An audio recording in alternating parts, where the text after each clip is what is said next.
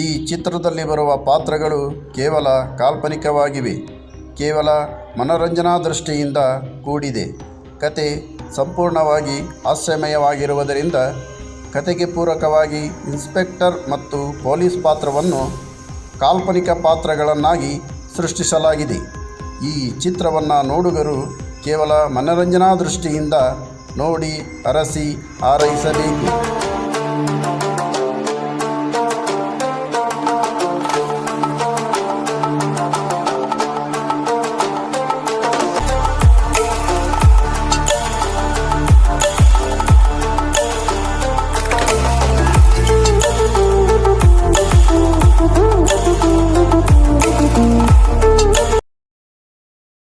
ಯವ್ವ ಮಗಳ ನೀನ್ ಸುಮ್ಮನೆ ಕೂತ್ರಿ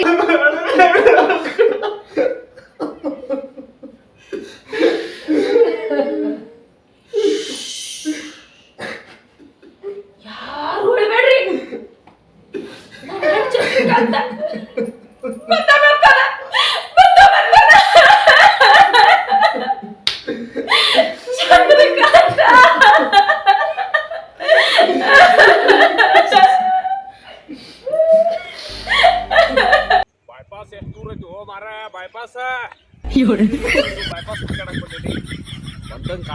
ಬಂದಂಗ ಕಾಣಿಸತೈತಿ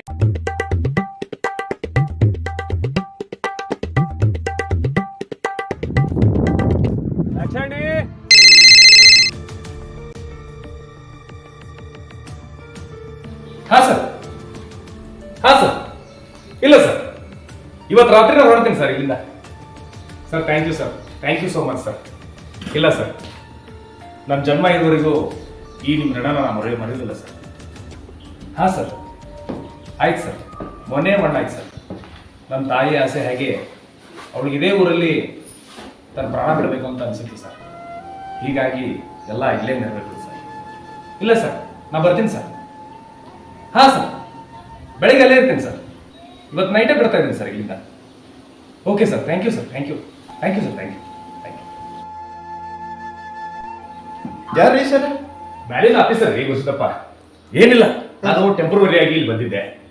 ಹೀಗಾಗಿ ನಾನು ಯಾವ ಜಾಗಕ್ಕೆ ಹೋಗ್ಬೇಕಲ್ಲ ಅಲ್ಲಿ ಹೋಗ್ತಾ ಇದ್ದೀನಿ. ಆಮೇಲೆ ಗುರುಸಿದ್ದಪ್ಪ, ನಾನು ನನಗೆ ಬಹಳಷ್ಟು ಸಪೋರ್ಟ್ ಮಾಡಿದ್ವಿ. ನನ್ನ ತಾಯಿ ಆಸೆ ಇತ್ತು ನಾನು ಇದೇ ಊರಿನಲ್ಲಿ ಆಕೆ ಪ್ರಾಣ ಬಿಡ್ಬೇಕಂತ ಹೇಳಿ. ಆಕೆ ಆಸೆಯಿಂದ ನಾನು ಲೂ ಮೇಲಿದ್ದೆ. ಆದರೂ ನನಗೆ ಟೆಂಪ್ರವರಿ ನೌಕರಿ ಕೊಟ್ಟರು ಸಾಹೇಬರು.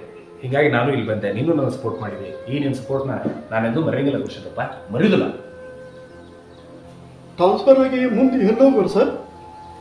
ಗುರುಸಿದ್ದಪ್ಪ, ನಾನು ಎಲ್ಲಿದ್ರಿ ಏನಿದ್ರು ನಾನು ಬಹಳ ಅನಾಥನ ಆಗಿಬಿಟ್ಟಿನಿ ಗುರುಸಿದ್ದಪ್ಪ, ಅನಾಥನ ಆಗಿಬಿಟ್ಟಿನಿ.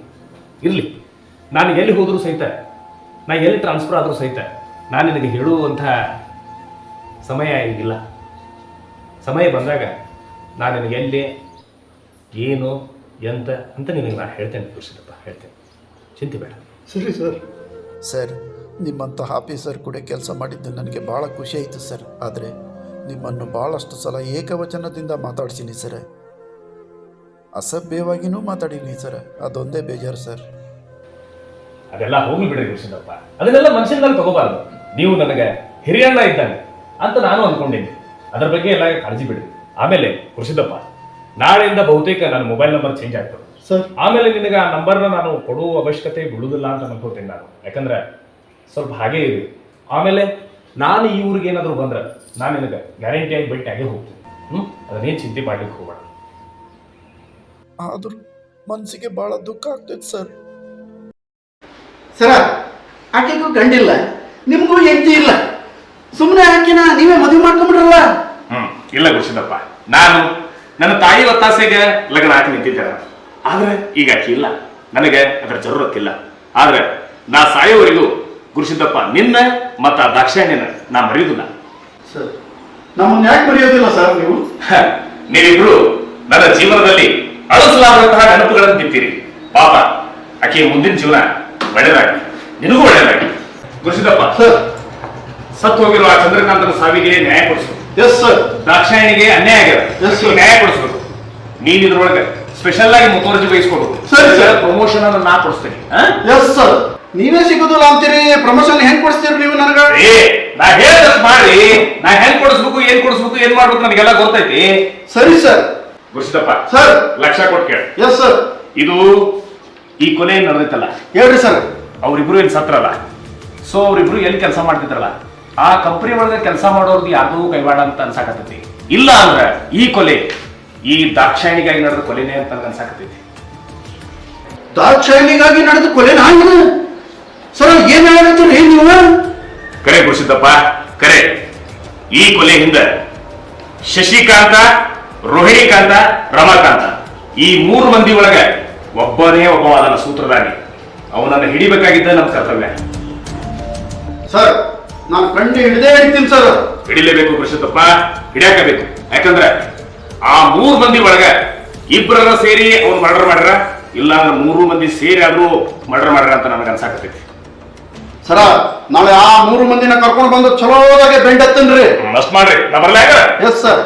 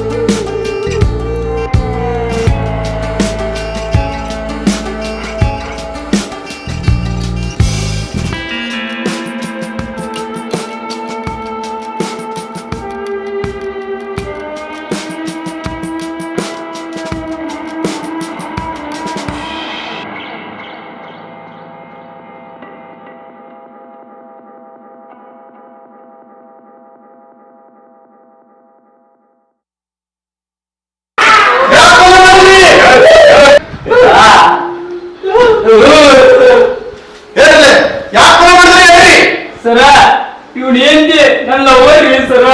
ಸರ ನಾನು ಹೇಳ್ತಿ ಇವ್ನ ಓದಿದ್ದು ಕರೀರಿ ಸರ